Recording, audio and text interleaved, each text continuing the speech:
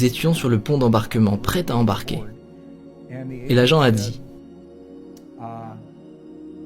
il y a beaucoup de personnes qui ne vont pas embarquer sur cette ligne. Vous pouvez prendre cet avion si vous le voulez. Allez en Amérique. Et j'ai dit, d'accord, vous ne semblez pas très encourageante. Et elle m'a répondu, je ne sais pas ce qui va se passer dans ce pays, mais cet avion est sur le point de s'y rendre, alors si vous voulez y aller, je ne sais pas ce qui peut encore se passer, je ne sais pas si tout est terminé, mais si vous voulez aller dans l'avion, allez dans l'avion. Elle n'a pas réellement installé un climat de confiance pour moi ou pour les autres passagers. Et j'ai dit, gardez cette pensée, juste un instant, patientez une minute s'il vous plaît. Je me suis mis sur le côté, et il y a une technique, vous pouvez littéralement toucher votre cœur, comme ça. Et lorsque vous touchez votre cœur, votre attention vient toujours se poser là où se trouve la sensation. De cette manière, vous attirez votre attention dans le centre du cœur. Vous ralentissez votre respiration, juste quelques respirations plus lentes que d'habitude. Lorsque vous ralentissez votre souffle, cela indique à votre corps que vous êtes en sécurité, que vous êtes dans un lieu sécurisé. Et lorsque vous êtes en sécurité, il y a un switch, c'est comme un déclencheur émotionnel, qui libère dans le corps une biochimie de la guérison et de la régénération. Parce que la chimie du stress et de la survie n'est pas nécessaire lorsque vous vous sentez en lieu sûr. Quand vous ralentissez votre respiration en vous focalisant sur votre cœur, cela ouvre une porte.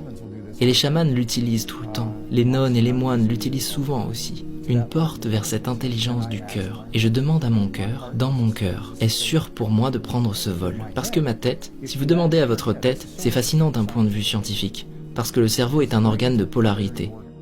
Il y a le cerveau gauche et le cerveau droit. Et il y aura toujours un neurone de bon et de mauvais, de bien, de mal, de succès et d'échec. Si vous posez une question à votre cerveau sous pression, votre cerveau va solliciter les spirales de la logique et de l'ego, ce qui vous éloignera de la réponse. Mais lorsque vous questionnez votre cœur, le cœur n'est pas un organe de polarité. Alors vous vous libérez consciemment de ces spirales pour aller vers ce que nous appelons l'intelligence du cœur. Et généralement, votre cœur va répondre. Le cœur vous connaît très bien, il est proche de vous depuis longtemps. Le cœur va vous répondre avant que vous ayez fini votre question. Vous posez une question simple et concise à laquelle il puisse répondre. Le cœur n'a pas besoin d'un préambule, il n'a pas besoin d'une explication complète, ni de savoir pourquoi vous demandez. Posez une simple question et demandez à votre cœur de vous répondre. Et ce n'est pas quelque chose de wou-wou ou de farfelu. Je vous dis qu'il y a ces neurones ici qui comprennent. Ils échappent à ces pensées figées qui viennent de là-haut.